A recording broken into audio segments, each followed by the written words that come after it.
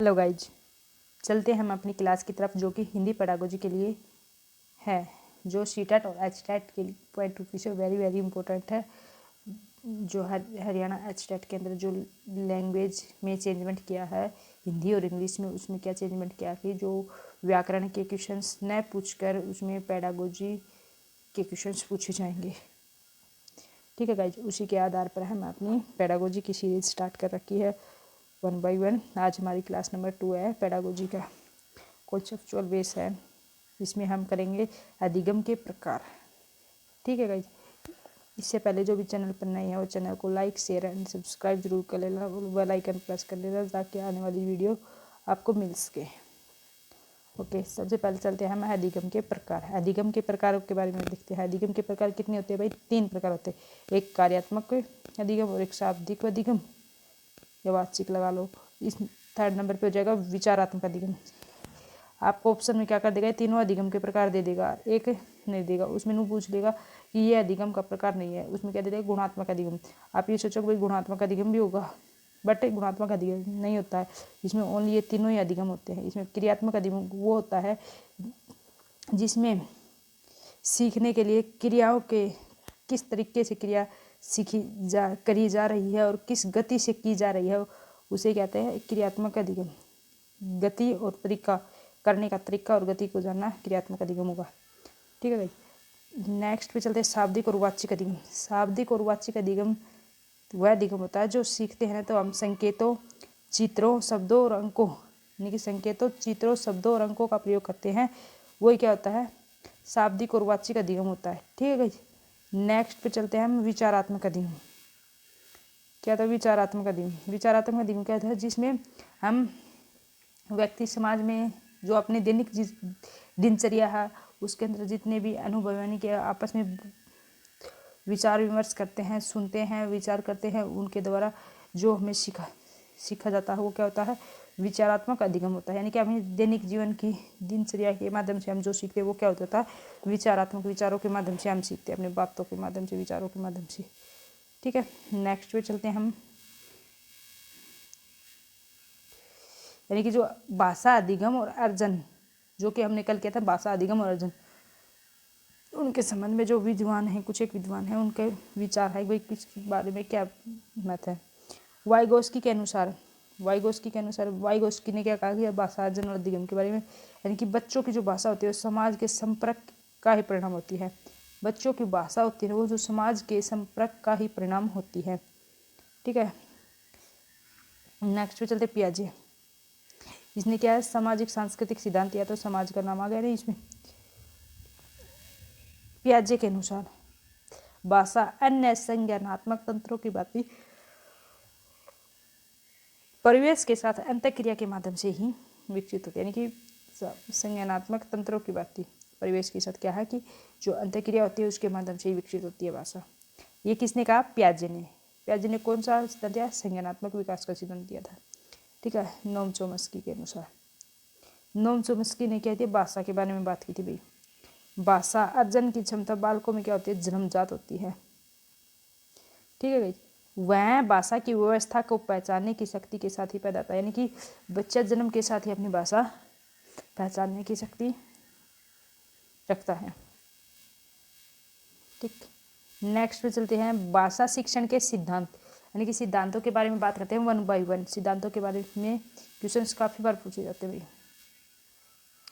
ठीक है, सबसे पहला सिद्धांत आता है भाई हमारा अनुबंध के सिद्धांत और सहचर्या के सिद्धांत। यानी कि सहचर्या मतलब संबंध का सिद्धांत, किसी भी चीज के साथ बंधन, अनुबंध यानी कि बंधे रहना, या सहचर्या मतलब संबंध स्थापित करना, वो क्या होता है? अनुबंध और सहचर्या एक सिद्धांत होता है। जैसे छोटा बच्चा होता है भाई स्टार्टिंग में, यानी कि जो शिशुअवस्था में बच्चे किसी भी शब्द को पहचान किससे करते हैं? उसकी उस वस्तु से करते हैं, यानी कि उस वस्तु के साथ और व्यक्ति के साथ क्या कर लेते हैं? संबंध स्थापित कर लेते हैं। वो उसकी सीखने की क्या होती है? मूर्त प्रक्रिया होती है। यानी कि कोई भी वस्तु दिखा दो उसको, उसी के माध्यम से, यानी कि बेटा ये, चलो हम एक गिलास दिखा देते हैं, गिलास के माध्यम से हम बच्चों को बताते हैं बेटा ये गिलास है, तो वो गिलास, और जैसे हम बोलते हैं ना भाई गिलास है, तो हमारे बोलने यानी कि हमारे जो विचार होते हैं उनके बारे में और जो गिलास के बीच में क्या है वो संबंध स्थापित कर लेता है, वो क्या होता है उसका मूर्त ज्ञान होता है। किसी भी चीज़ को छू कर ज्ञान प्राप्त करना क्या होता है, मूर्त ज्ञान होता है। ठीक है, जैसे सबसे पहले बच्चा क्या करता है, पानी को मम बोलता है। ठीक, फिर वो धीरे धीरे सभी की सुनता है ठीक, तो फिर धीरे धीरे वो पानी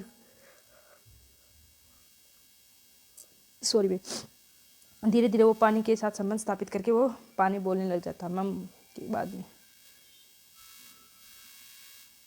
सेकंड पे आता है अनुकरण का सिद्धांत। किसी भी चीज़ का कॉपी करना यानी कि पीछा करना यानी कि उसकी नकल करना क्या कहलाता है, अनुकरण कहलाता है।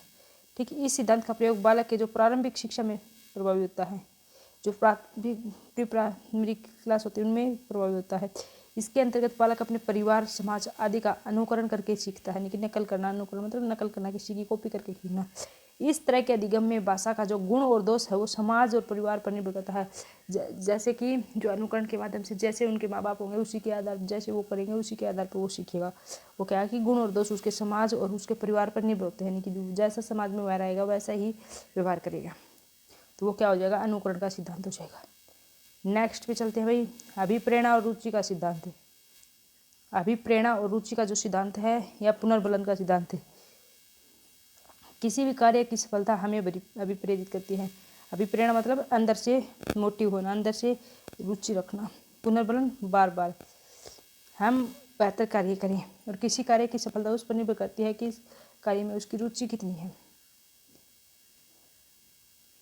जैसे ही बालक को जो शिक्षा और रुचि है उसको सीखने के लिए प्रेरित करती है, तो जो शिक्षण संबंधी जो पाठ्य सामग्री, पाठ्य वस्तु आदि का निर्माण और चयन बच्चों की रुचि के अनुसार होना चाहिए, तभी तो उसको क्या करेगी। अगर उनकी रुचि के अनुसार पाठ्यक्रम और जो पाठ्यचर्या और पाठ्य वस्तु बनाएंगे तो उसको सीखने में आसानी होगी और बच्चे भी रुचि लेंगे, उसे सदैव सीखने रहने के लिए प्रेरित रहेंगे, अभी प्रेरित रहेंगे। ठीक, नेक्स्ट पे चलते क्रियाशीलता का सिद्धांत। क्रियाशीलता का सिद्धांत है डूइंग, लर्निंग बाय डूइंग, यानी कि करके सीखना। यह सिद्धांत करके सीखने पर बल देता है। जब बालक किसी कार्य को स्वयं करके सीखता है तो उसे जल्दी और आसानी से सीख जाता है। अतः बालकों को सदैव खुद करके सीखने के लिए अपॉर्चुनिटी देनी चाहिए। नेक्स्ट पे चलते हैं भाई अभ्यास का सिद्धांत। अभ्यास का सिद्धांत किसी भी चीज़ को सीखने के लिए यानी कि अभ्यास सबसे महत्वपूर्ण है। जैसे भाई हम भी कुछ भी एग्जाम की तैयारी करें, अगर हम उनको एक बार पढ़ लें, अगर उनको अभ्यास ही नहीं करेंगे तो उनको भूल जाएंगे। तो वही बात है, अभ्यास है, अभ्यास करते रहने से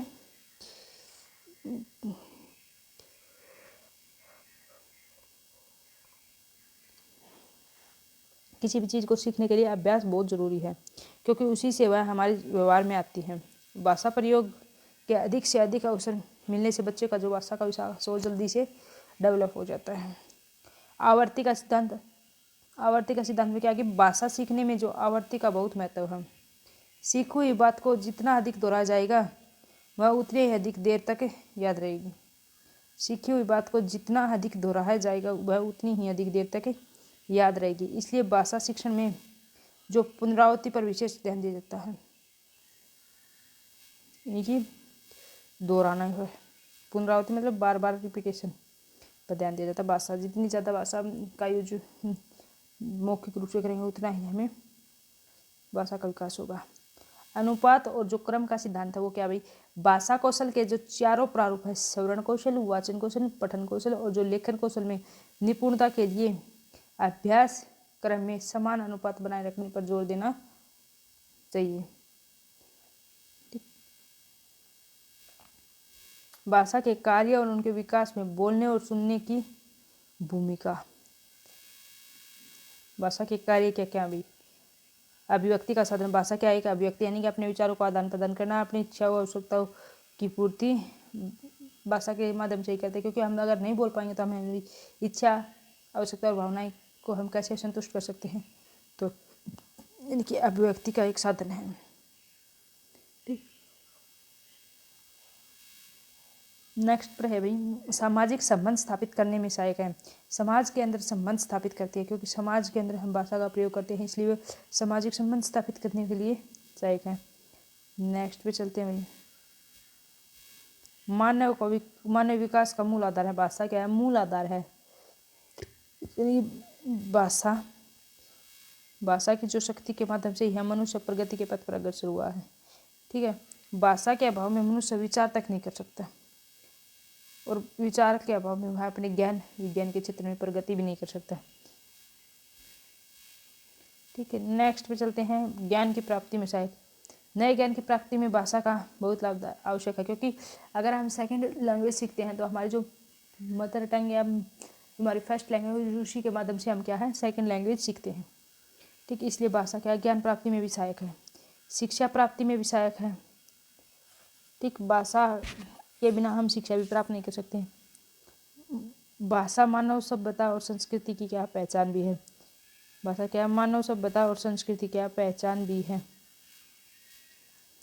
जैसे जैसे मानव समाज में अपनी भाषा की प्रगति की, वैसे वैसे उसकी सभ्यता और संस्कृति में विकास होता है।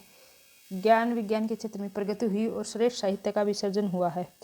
ज्ञान विज्ञान के क्षेत्र में प्रगति हुई और जो श्रेष्ठ साहित्य है उसका भी सर्जन हुआ है।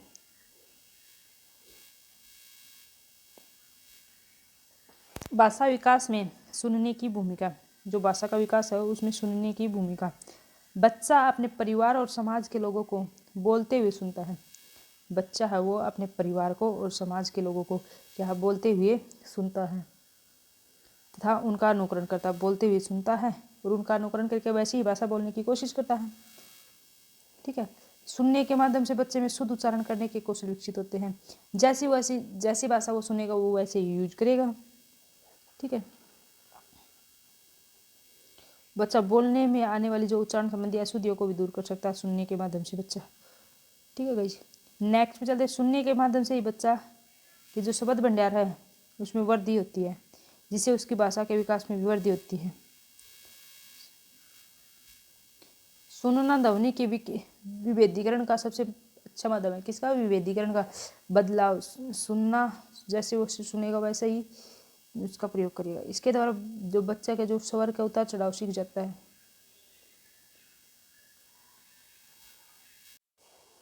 सुनने के माध्यम से बच्चा दूसरे की जो भावनाएं और विचारों को भी क्या है जान लेता है। और सुनना अन्य भाषा कौशलों के विकास के अन्य जो भाषा कौशल है उनके विकास में भी बहुत ही सहायक है।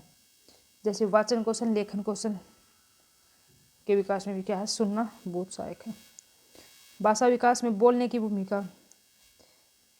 भूमिका के बारे में बताएं भाई।